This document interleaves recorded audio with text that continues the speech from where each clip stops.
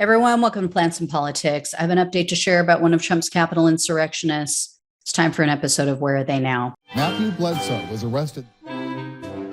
Patrick Montgomery was in court. Jonathan Manapa will stay in federal custody. No, I don't take responsibility at all. So 51-year-old North Carolina resident James Little, who also goes by the name of Les Little, he was seen on surveillance video inside the Capitol on January 6th. He was high-fiving other members of the mob. And he's also one of the few who actually entered the Senate chamber that day, or at least that's what he said. And he texted others while he was in the Capitol. He wrote to one relative, quote, "We just took over the Capitol." Well, unfortunately for him, this family member wasn't a big fan. This person, he or she, wrote back in almost all caps, quote, "And you are bragging? This is treason. If you don't condemn this, never bother speaking to me again.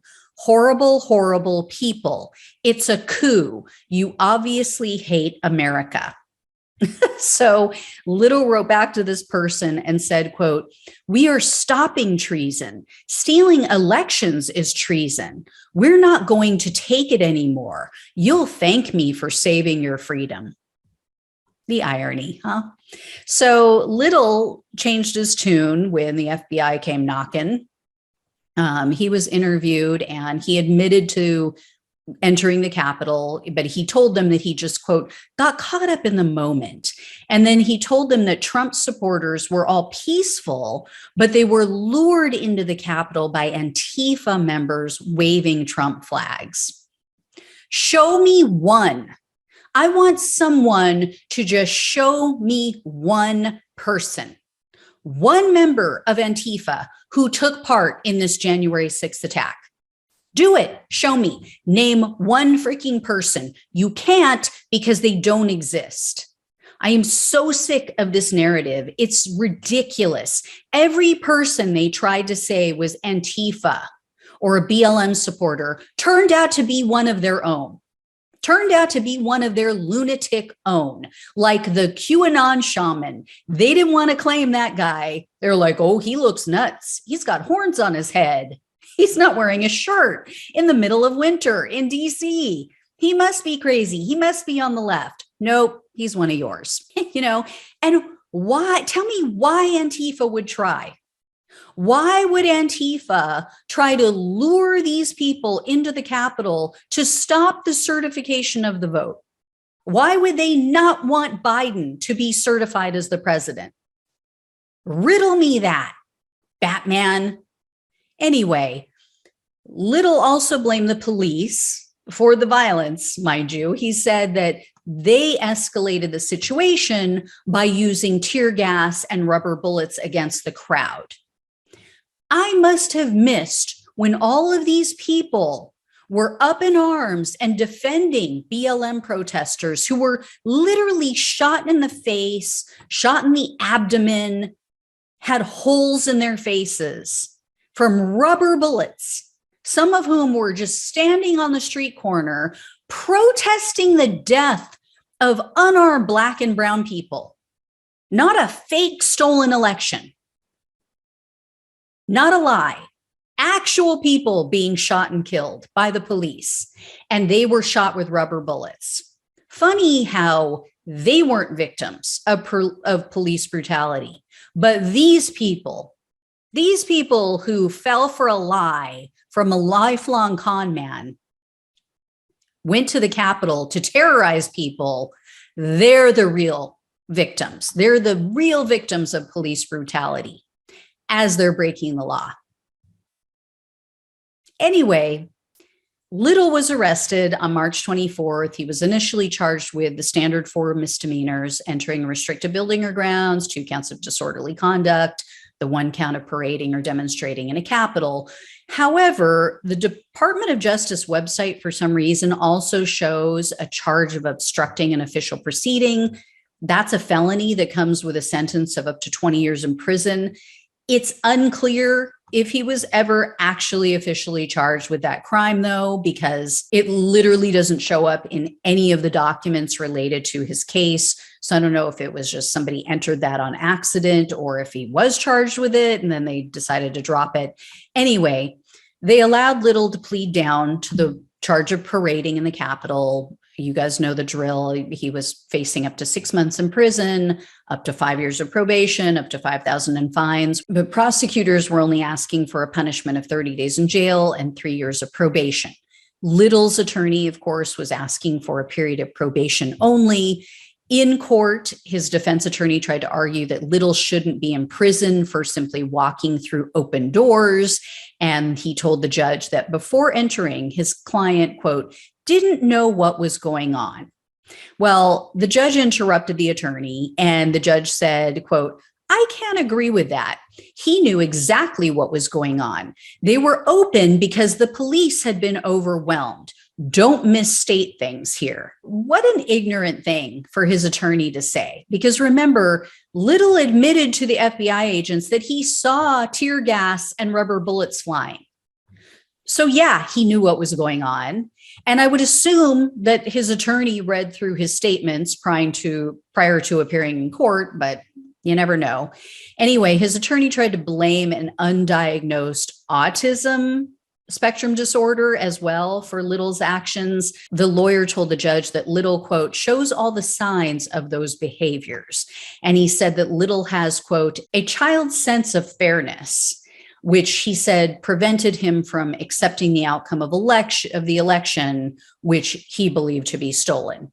The prosecutor then took issue with that and said, there's no history of Little having autism or being diagnosed with it or treated for it or anything. In addition, in the sentencing memo from the prosecutors, they shared some of Little's disturbing social media posts and some of his videos. Apparently, shortly after the 2020 election, Little shared a video on his YouTube channel in which he threatened civil war with the Democrats if the Supreme Court failed to overturn Biden's election.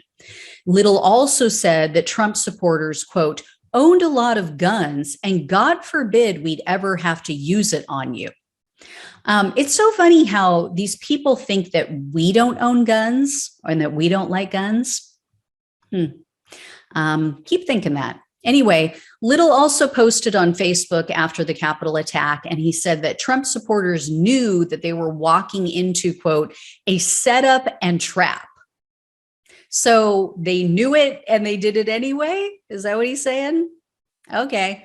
And then he followed that up by saying, quote, but it doesn't matter when the wolves are running the chicken house.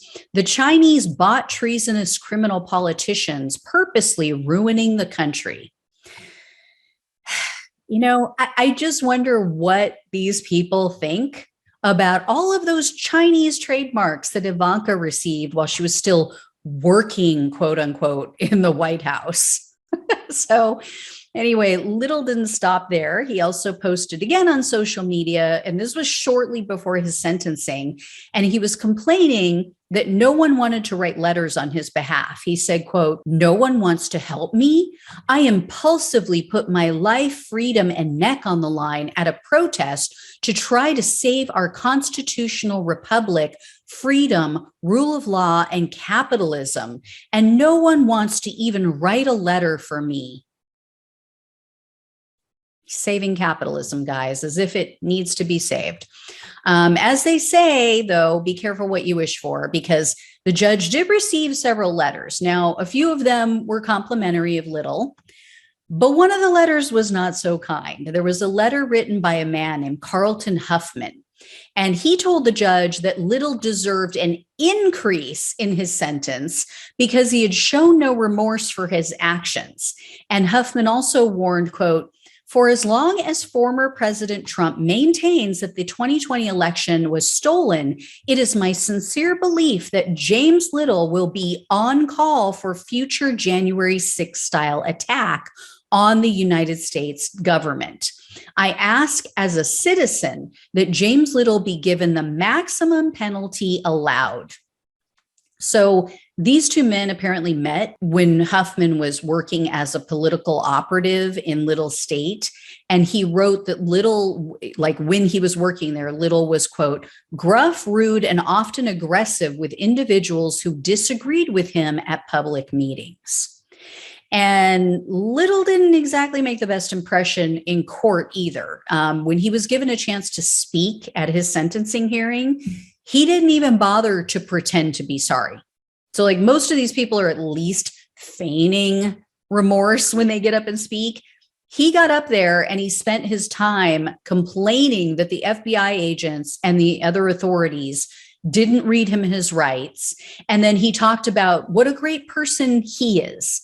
He told the judge that he's donated 17 pints of blood over the course of his life. He's also volunteered in soup kitchens and nursing homes, and he's taken part in mission trips to Russia and Ukraine. He then told the court that he has, quote, gotten a lot of hate. And then he asked the judge to restore his Second Amendment rights, quote, so I can protect myself and my mother. So Judge Royce Lamberth presided over this case, and he's gotten tougher with these defendants. He's definitely been one of the better judges, and he's made it clear the reason he's gotten tougher is because he regrets some of his earlier decisions in these cases. In particular, his sentence of probation only for Anna Morgan Lloyd. You guys might recall, she was one of the first defendants to be sentenced in general, but she was also the first defendant who was sentenced by Judge Lamberth. And then the day after she appeared in his court and she apologized, she went on Fox News and then downplayed all of the Capitol violence. So unlike most of these judges, Lamberth actually learned from his mistake. He told Little and his attorney that he believed that even the people who didn't commit any violence on January 6th were, quote, an essential component to the harm. And in regard to Little's case specifically, Judge Lamberth said, quote, I believe some term of imprisonment is essential in these cases now to reflect the seriousness of the offense, respect for the law, and provide just punishment. So Lamberth also cited Little's lack of remorse as a factor in his decision. He wrote, quote, at his sentencing, Little did not retract any of his prior statements. He didn't apologize or acknowledge in any way that what he had done was wrong. Instead, he chose to criticize the FBI agents for not reading him his Miranda rights and requested that he be permitted to continue using firearms. So ultimately, the judge went above what the prosecutor requested. He sentenced Little to 60 days in jail and 36 months of probation. He also ordered him to pay a $500 restitution fee. And then in handing down his ruling, Judge Lamberth reiterated that some time behind bars was, quote, essential in these cases. And he told Little, quote, the court does not have confidence that the same would not happen in the next election cycle. And you are going to be on probation during the next election cycle. You will not be without court supervision during the next election cycle. Lamberth also stuck another fork in this ridiculous idea that these defendants can't receive a split sentence. You guys may recall, I've talked about this in a couple of these videos. This is now an issue that the Department of Justice is weighing. Defense attorneys are arguing that their clients can't receive both jail time and probation for a petty offense, but prosecutors say that there's this well-established carve-out in the statute, even in these petty crime cases.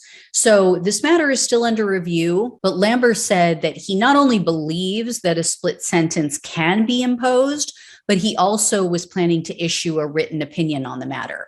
And just to remind everyone, this is a Ronald Reagan appointee. So this is not some liberal lefty judge by any stretch of the imagination. So like I said, good on him. I think this was just for, no violence, that he didn't vandalize anything. He didn't harm anyone. So like I said, 60 to 90 days, I think that's adequate. Anyway, guys, if I hear any more, I'll let you know. Thanks so much for watching and listening. Take care. I'll talk with you soon.